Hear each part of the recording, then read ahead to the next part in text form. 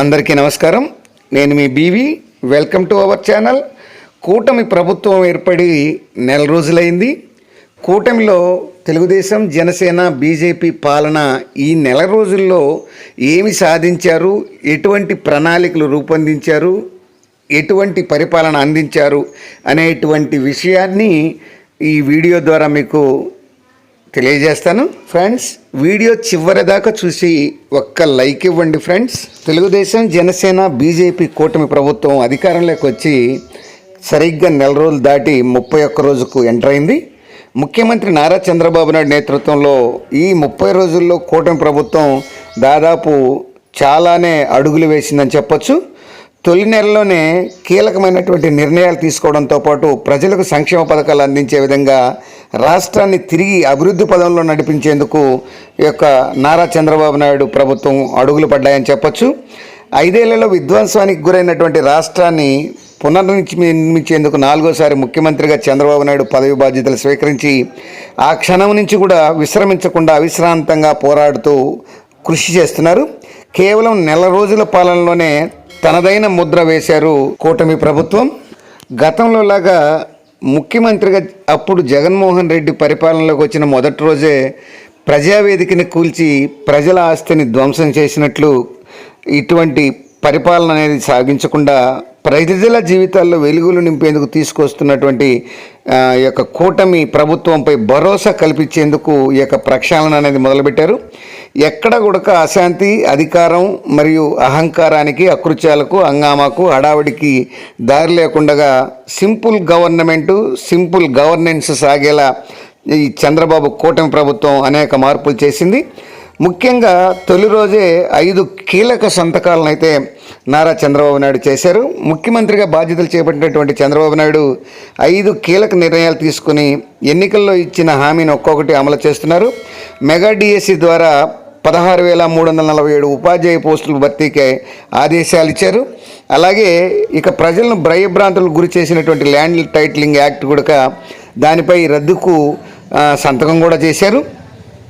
అలాగే అవ్వాతాతల పెన్షన్ విషయంలో ఒక్కసారిగా 1000 రూపాయలు పెంచి బకాయిలతో కలిపి ఆయన చెల్లించారు. అలాగే అవ్వాతాతలకు, వికలాంగులకు, వితంతువులకు ఆర్థిక భరోసా అనేది కల్పించారు.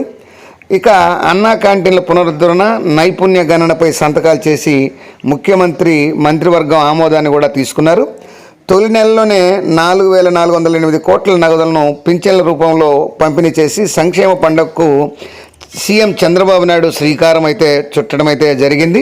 అలాగే ఆగస్టు 15 వచ్చేసి 183 అన్నా క్యాంటీన్లు రాష్ట్రంలో మళ్ళీ పునఃప్రారంభించారు. ఈ ప్రత్యేక నిధులను కూడా వీటికి కేటాయించి పరుగులు పెట్టిస్తున్నారు.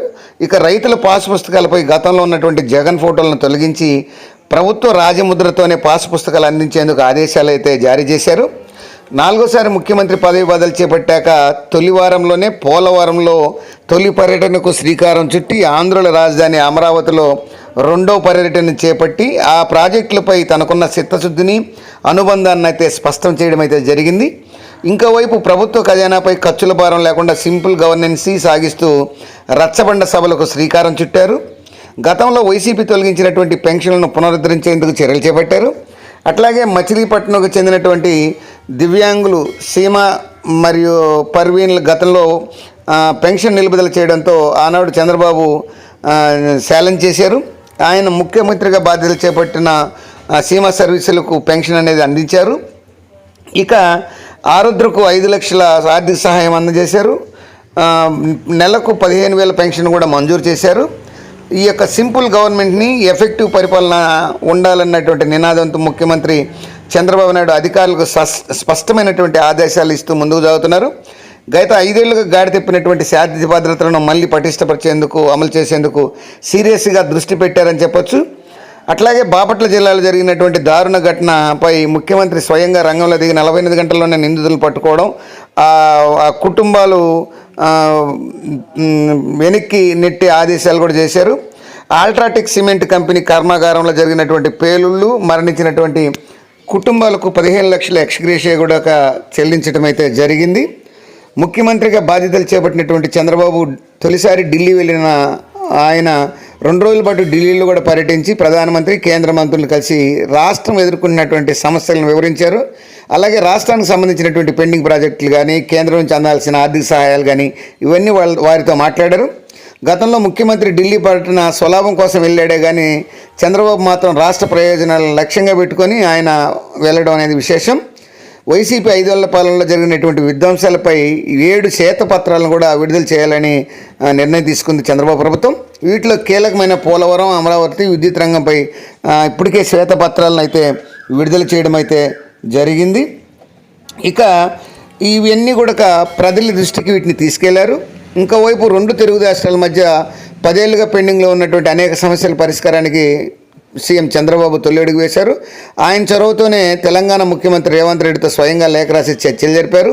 అప్పటి వరకు ఎంతో ఇబ్బందులు ఎదుర్కొంటున్నటువంటి ఈ యొక్క ఆంధ్రప్రదేశ్ కొంత భవన కార్మికులకు కానీ ఈ చంద్రబాబు ఊరట కల్పించారు. నిర్మాణ రంగానికి కార్మికులకు మేలు చేకూర్చేలా అన్నమాట ప్రకారం ఉచిత ఇసుక విధానాన్ని అమలులోకి తెచ్చుకొచ్చారు.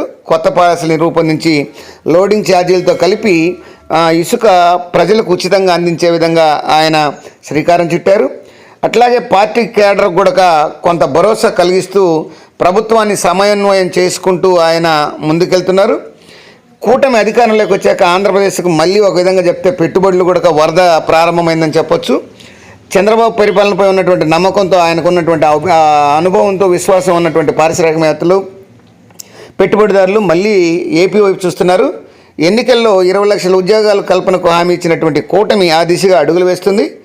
పలువురు పారిశ్రామికవేత్తలతో వరుస భేటీలు నిర్వహిస్తూ 1000 కోట్ల పెట్టుబడులు రాబట్టే పనిలో నిమగ్నమైంది కూటమి ప్రభుత్వం.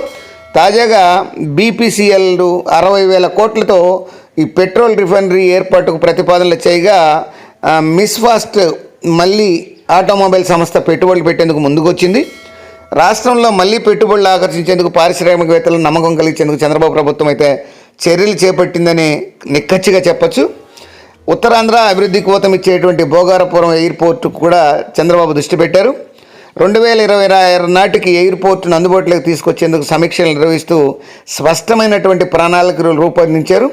అన్ని శాఖలపై సచివాలయంలో ముఖ్యమంత్రి సమీక్షలు చేపడుతూ వైద్యం, తాగునీరు, రోడ్లు మరియు ఆర్థిక, ఎక్సైజ్ శాఖల మంత్రులతో, అధికారులతో నిరంతరం సమీక్ష చేస్తూ పనులు ప్రారంభమయ్యేలా యొక్క చంద్రబాబు బాగా బిజీగా ఉన్నారు. అలాగే గతానికన్నా భిన్నంగా కార్యకర్తలకు, కింది స్థాయి నేతలకు అగ్ర ప్రాధాన్యత ఇస్తూ వారికి అండగా నిలుస్తున్నారు. తర్వాత ఇటీవల కాలంలో మంగళగిరిలో పార్టీ కేంద్ర కార్యాలయంలో సందర్శకులను, కేడర్ను కలుస్తూ గంటల కొద్దీ సమయాన్ని వారికి వెచ్చిస్తున్నారు. పార్టీ విజయంలో అహర్నిశలు శ్రమించినటువంటి కార్యకర్తలకు తగిన గుర్తింపు ఇచ్చేందుకు, నామినేటెడ్ పదవులు కట్టబెట్టేందుకు ప్రయత్నం చేస్తున్నారు. ఈ విధంగా ఇక గతంలో వైసీపీ పార్టీ పూర్తిగా దీనికి వ్యతిరేకంగా పనిచేసింది. ప్రస్తుతం ఈ మద్యం, ఇసుక, మైనింగ్ వంటి వాటిల్లో ఈ కుంభకోణాలన్నింటిలో కూడా దర్యాప్తు చేసే విధంగా వైసీపీ కూటమి ప్రభుత్వం నడుం బిగించింది. 1995 నాటి చంద్రబాబును మళ్ళీ చూపిస్తూ దూకుడుగా, వేగంగా నిర్ణయాలు తీసుకుంటూ ముఖ్యమంత్రి ముందుకు వెళ్తున్నారు. దీన్ని బట్టి చూస్తే పదవి మరియు అధికారం తీసుకున్నటువంటి నెల రోజుల్లోనే చంద్రబాబు నాయుడు కూటమి ప్రభుత్వం ఎంత పురోగతి, ఎంత అభివృద్ధి, ఎంత సంక్షేమం సాధించిందో ఇప్పటికే మీకు అర్థమై ఉండొచ్చు. అంటే 30 రోజుల్లో దాదాపు 100 అడుగులు వేసినటువంటి ఘనత కూటమి ప్రభుత్వానికి దక్కుతుంది. మరి రాబోయే కాలంలో ఈ కూటమి ప్రభుత్వం మరింత చురుగ్గా పనిచేసి ప్రజా సంక్షేమాన్ని, ప్రజా అభివృద్ధిని కొనసాగించాలని ఆకాంక్షిద్దాం.